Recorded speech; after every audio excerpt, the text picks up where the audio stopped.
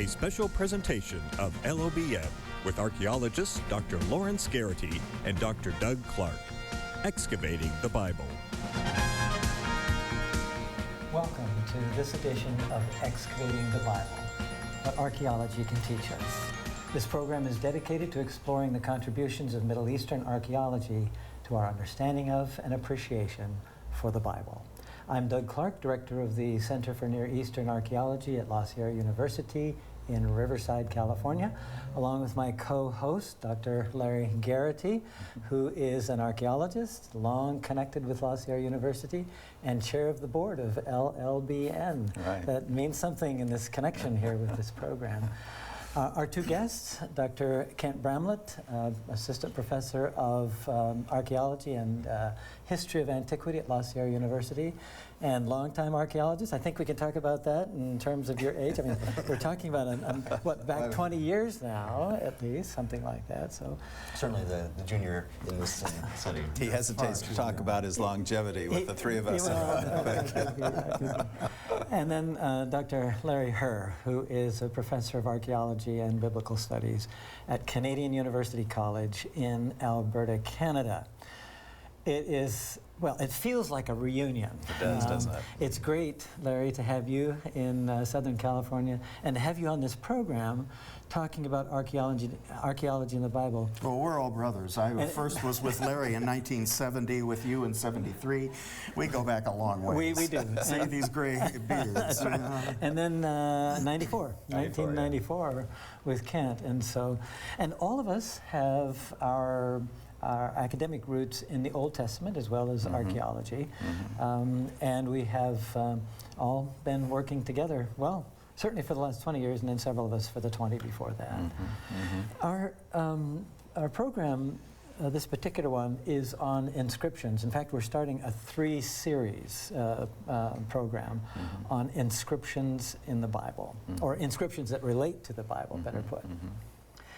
And we thought to divide this 3 ways. First of all, to talk about inscriptions that we find archaeologically that provide a general background to the Bible, which actually should inform how we read the Bible. The world of the Bible. Exactly. And so it's not, you know, these are direct quotes or these are direct people. We'll actually see a couple of those for this episode. But primarily this general background. And then we have an episode on these more direct connections, an inscription and a biblical story or character or something like that. And then the third one is going to be archaeological inscriptions that are Bible, that are biblical text. So I think that's going to be interesting. Another thing that we all share is a deep interest in inscriptions. Now, your dissertation. Mine was on the scripts of seals, the writing styles of seals. I can tell the difference between a Moabite and an Edomite. Isn't that important? It is, it is. And we're glad you're here to talk about it. And my dissertation was on Edomite inscriptions, or Idumean to be exact, and Greek. A series of ostraca, broken pieces of pottery that have writing on them, such as we have right here on the table. We may have a chance to come to that. Yeah. Excellent, excellent. Kent, your interests, not particularly your primary focus in your program, but your interest goes back how far with Well, certainly in the 1500s BC. Looking at the political developments of the time, we have Ramses II in the 1200s, and the texts that relate to the biblical history of that time. Right. And I think I'd have to say that mine deal primarily with what we would call the Iron Age, and that is basically the biblical period from, if we're talking about the Judges, through the end of the Old Testament. So we're talking 1200 or so BC to what, 500, 400, something like that. And inscriptions. So these are important to all of us, and we've all had occasion to think and write and teach about the relationship between ancient inscriptions and what we now have in the Bible. So what I thought I would do is ask a question, and then we want to look at several inscriptions and see what we can learn from them. Why are inscriptions important? Okay, archaeologists find all kinds of things. They find cities, they find buildings, they find artifacts. Few inscriptions. Why are inscriptions important if we're thinking about the biblical world and the Bible? Well, most of the things that we find are mute, aren't they? So we have to impute to them relationships to the Bible if we can, based on where they were found or what the associated material is. But it's hard to argue with an inscription because it's written out and it has specific names and specific words and so on. And usually we can date it more exactly because of the script and sometimes often because of a date. It gives us a contemporary extra-biblical That's account. right, yeah. It may be royal propaganda, we may have to sift through it, but Right. at least it's something And, right there and from there's that something time. more personal about writing than there is about a hand grinder or something like that. I like hand grinders.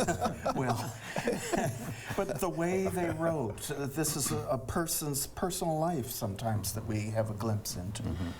What kinds of specialties, what kinds of specialists are involved in studying inscriptional Oh materials? my, languages. Languages and languages and more languages. Larry and I had to go through at least 5 or 6 ancient Semitic languages in order to read some of these things and to work with them. And then we had to do other languages too, just to get through a degree program. So. And another very important thing, again, that the two of us had a professor who specialized in the form of the letters. And so you had to have an eye for form, he was always telling us. And so just like, you know, pottery has forms that we study, so scripts have those forms. And they change through time because everything human beings touch evolves and changes. What languages are we talking about? If we're thinking of the biblical world, okay, people will often say Greek for the New Testament and New Testament inscriptions, Hebrew for the Old Testament, and inscriptions related. Aramaic. What other languages? So Aramaic, which is from where? Well, it's very important. Syria, we think of Aramaic as coming from Syria, but it became the lingua franca of the Eastern Mediterranean. And before that, Phoenician was used. Actually, some of the earlier texts of the biblical kings period, the Iron II period, were written in Phoenician. And when you say lingua franca, what do you mean by that? Well, it'd be people's second language, but it'd be the language they wrote into other administrators. And International language of trade and commerce. Larry and I politics. had to have 2 years of Akkadian or Babylonian reading cuneiform inscriptions, kind of like this one. I don't know if people can even see the script on this. It's very small, made out of little reeds that get poked in there. And we had to study 2 years on that, learning the grammar, the words, and how to read the inscriptions. And then we had 1 year of something called Ugaritic, that is old Hebrew or Canaanite, and Hebrew developed out of that Canaanite language.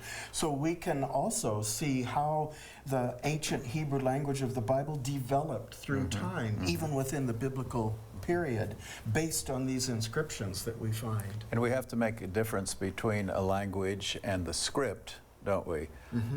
And here we're looking at cuneiform script. The Ugaritic language that you mentioned has cuneiform, but it's alphabetic cuneiform, which this isn't. syllables. Yeah, this is, Slavic. So there were only, what, 22 in the Hebrew alphabet, but I think in the Ugaritic there were a couple more. Something near 30, something like that. Close. But then in cuneiform, in Akkadian cuneiform, what, 600 different symbols? Thousands. So, Because it's syllabic, right? right. And there has to be a sign for each syllable. then they changed through time, so you have to keep up with the developments through a couple thousand years. So what you're saying is, it might be helpful to have a specialist or two on hand to help us understand these things. And there are lots of them published, and we're learning a lot from them. Egyptian, we would need to know some Egyptian, in fact. So, okay, excellent. Let's think then about some specific inscriptions found in the past, found archaeologically, that would relate to the general world of the Bible. Give us this feel for living in the Bible. We're going to go through these chronologically, so we're going to go to some older ones first. And the first one that we want to indicate here on this slide, this illustration, is a law code. Hammurabi's law code. Hammurabi is up here receiving the code from Shamash, the god of the sun. That's right. Now, would anybody in antiquity, including in biblical antiquity, like in the biblical world, like Israel, Judah, whatever, understand laws to come from anywhere else than the deity? I don't think so. They always It gives did. it the authority.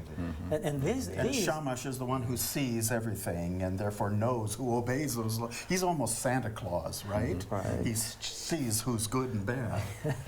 The interesting thing about this law code is that it contains laws that are just the same as the ones we have in the Pentateuch. Right, But of course, in the Pentateuch, they're given by Yahweh, the Hebrew God. Right. But they aren't thou shalt not. They aren't case Ten law. Commandments. Right. They're case law, if such and Right, such happens. right. Which also happens in the Old Testament, Yep. right? The well as- majority of yeah. laws, in Yeah. fact, are case law. So again, part of the biblical world, we have these two basic types of laws. Laws that are given by way of command, you really need to do this, and it's on the deity's authority that you do it. And then the case law, should, shuma awilam, Yeah. should, we all will remember those phrases to mark these out. So should somebody do this, Shuma this is what. Awilam is the way the law code starts. Yes, yes, yes. And the laws, the various ones. So we have something parallel to the Old Testament, some of them very close, but in general, a sense that law and laws came from the deity. And we might say that they didn't necessarily borrow one from the other. The Pentateuch did not necessarily borrow from Hammurabi or vice versa. Right. They existed as part of the culture of the Near East, and so everybody had It's the access same to these culture. laws. Right, right. Another kind of inscription, I think since those are my fingers on this one, I'll say something about it, and then someone can say something about the inscription. This one we found at Tel El-Ameri, our excavation that all of us have worked on. And in the jar handle here, broken jar handle, here's where the handle would join the vessel. There is this stamped impression. And then across that impression is this oval, which signifies what? Can't you teach Egyptian? What do we have? Well, it's the royal name for Ramses, or Tutmosis we're talking here, Tutmosis III. And so his name is in this cartouche. In the cartouche. Right. In There the are three oval glyphs, area. here, here, and here. And that what's a mark that. cartouche? Well, it comes from the old French word cartridge, right? Right. When Napoleon was in Egypt, his soldiers thought these looked a lot like the military, the cartridges, so they called them cartouches. Yeah. And so they always, these cartouches always contain A a name. name of a king or a queen. Right. I don't know if you can see this little seal or not. This is actually the same size Right, as the right. one in that picture. Right. And in the middle here, there's also a cartouche. Right. This is a little bit earlier than that one. Tutmosis III actually was an object of good luck. And so we have his seals for several centuries afterwards that you could get good luck thereby. So this dates to 1200 BC, 250 years it's after. a good 250, yeah. Yeah. But this one is even older than Tutmosis III. This is from the Hyksos, the Semitic rulers of Egypt, when there were thousands of these things made, actually. And these, the actual seal would be put into clay, Yeah. and a seal impression would be made, and that's what we're looking at there, right? Yeah. We might just say something about the men chaper ra is what the three symbols are. But again, it means that it's established, by Ra, the deity. Okay, okay. And used by Tutmosis. Yes. Almost all ancient names had divine names in them, too. Yeah. What, theophoric, is that what we Right. call them? The technical name? It bears the name of a god, Exactly. theophoric. Exactly. Okay, let's look at another one. This early, I mean later than the one we've just seen, but at least later than what it represents. It's actually from about the same time as Right, the last right. inscription. So this is the Merneptah stela, the significance of this stone. Stands about, well, the next picture. There, it gives an idea of how Yeah. tall people are. And So- why did you put a red oblong around a name there? On this Yes, one. right. Okay. That's going to be important because I want to have somebody read a short section of the text. Because it is not just a part of the general biblical world. This one actually mentions This is a very important biblical inscription. name. And so, let's see, I think Kent, tell us what this says. Sure. The princes are prostrate, saying, Shalom. Not one of the 9 bows lifts his head. Jehenu is vanquished, Hati at peace, Canaan is captive with all woe. Ashkelon is conquered, Gezer seized, Yanoam made non-existent. Israel is wasted, bare of seed. Hor is become a widow for Egypt. All who roamed have been subdued by the king of Upper and Lower Egypt, Bane-Re Meramun, son of Re, Merneptah, content with Mads, given life like Re every day. These are all titles of Merneptah. Merneptah's titles, Right, yeah. right. But what is significant here is this is the first extra-biblical mention of Israel. And the people Israel. It does something more. The names that occur before, Gezer, Ashkelon, Gezer, and Yenoam, were cities. And these inscriptions have something called determinatives, words that are placed before the name that say, the following word is a city name. When it comes to Israel, it doesn't say city, it says people, which means Israel wasn't yet city kind of people. They were still sort of nomadic. A tribe, maybe. Yeah, Right. tribal entity. Now, are we going north or south with We're this going list? north. North, Ashkelon on the coast, inland a little bit to Gezer, again at crossroads, and then somewhere near Galilee. There's a debate where Yanoim is. Yeah, Probably- I'm not so sure about Israel thus being farther north than that, because those are lists of cities, and then Right. they go to Then the we go to people the who, people. yeah, it's different. But you So- see, if it was meaningful, the Egyptians were going up the main road, right? And so these would be places that they would meet, and that's where they ran into Israel, perhaps, not that they didn't live someplace else as well. Some might interpret it differently. Of though, course, of because course. Israel might have been to the east, That's as some true. of us have suggested. That the first tribe that seems to have settled in Israel is Reuben. Right. And that was east of the river And the Bible Jordan. says So that, right? That's right. That's where Reuben and Gad. And they're going north, and then they go across the river to Yeah, the east, yeah, where they meet yeah, yeah. Israel. Yeah. Now, this mini debate about the meaning of this text is illustrative of a huge amount of material published. Right. Kent, are you happy with this translation of Israel is wasted, bare of seed? Or could we Well, be fine-tuning it a bit more? It's made a little bit poetic in English, but Israel is laid waste, the seed is no more. So there's some debate about... This is not your translation. It's not my translation. And you would not translate it this way, is that right? That's right. But, you know, it conveys an idea of what the inscription's about. Right. Now, we will, especially on our next episode, talk about these direct connections, direct names with the biblical record. And we celebrate this good news. Israel shows up as a name outside. And the interesting... Okay, well, hold on just a second. But it's in what context? It's because Israel was conquered. Right. And then we're going to see that a lot. Right. But this dates to about 1230 BC, Yes. which Maybe is... even a little later? That's the high dating. Yeah. Others might put it more Closer 7 to or 1200. 6. Let us put it as early as we can. Because this puts Israel there earlier than many people have suspected. Either way we go, that's the case. But it's interesting that Israel is in settlements that are Right. recognized as cities by Egypt. Right. Now, you just mentioned Egypt. We've come to where in Egypt? Medinet Habu. Medinet Habu, a temple of Ramesses Ramesses III. III. And so we're talking about what general dates here for Ramesses 12th century. III? Yeah. 12th century, what? 1185, early- 1175. Yes, somewhere there. toward the middle of, first part of the... This is a time when the Sea Peoples are coming down the coast, and they're trying to get into Egypt, and he is protecting Egypt from their presence, and so he builds this to, and part of what he talks about is how he conquered and How he kept them out. repels them Yeah. in a great big sea battle. Right. Right. Well, land battle too. Right, You that's got right. both of them going. And here is one of the reliefs. In fact, the temple has both text in hieroglyph and reliefs. Right. So what is this illustrating? These are the Philistines that are captive. You can even see their manacles around their arms. There's sort of ovals that go around. Let's put Doug into these manacles like this. Yeah, and then there's something around like this, right? Here, so tied up. Yeah, and especially famous are the feathered headdresses that seem to be in almost every depiction of these sea peoples, especially those that are called Peleshet or Philistines. Right. Yeah. Now, there were other sea peoples Right. In fact, a host of other sea peoples. Would we be able to identify these as Peleshet? Or as Usually the headdresses are pretty distinct much, enough? Yeah.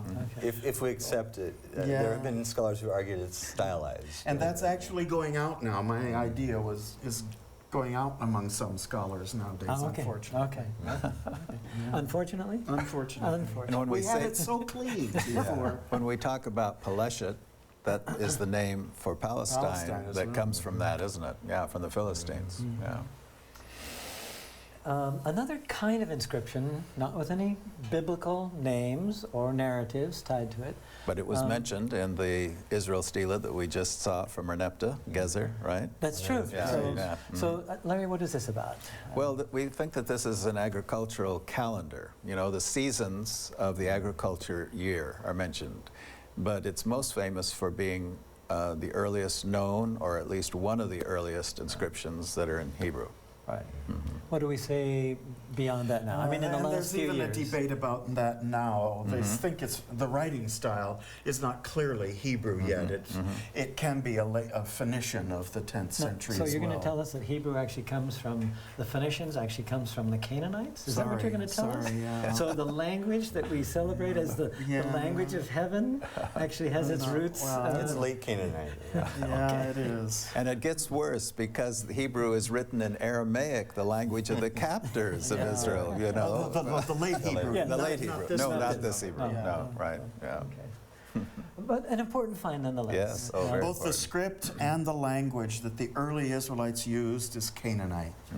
Correct. And this particular one, this particular inscription is not in Israel, it's in Istanbul because of the Ottoman rule. Found real early. Went to Istanbul and that's where it's kept.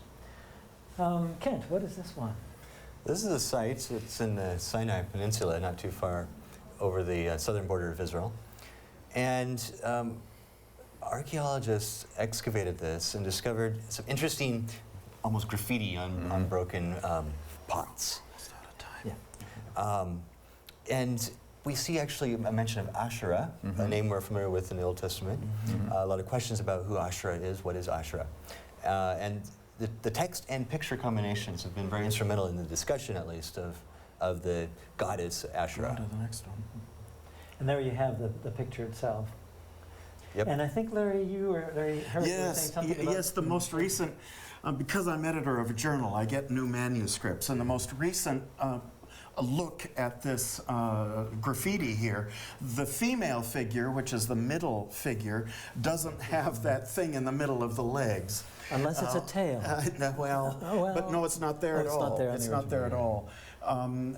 And the inscription mentions this Asherah. It mentions Yahweh and his Asherah. The Asherahs in English Bibles is not clear. They translate it as groves or trees or something like that. But now that we know that she's present in these inscriptions, and we now have 6 of these inscriptions like the one there, blessed be so-and-so by Yahweh of Samaria, or it doesn't have to say of Samaria, and his Asherah. We now have 6 of these, 5 at Kuntilat Adrud and 1 at another People Judean believed site. God was married. Yeah. They were worshipers, popularly And or even in the otherwise. Bible it says they made a statue of Asherah and put it in the temple with Yahweh.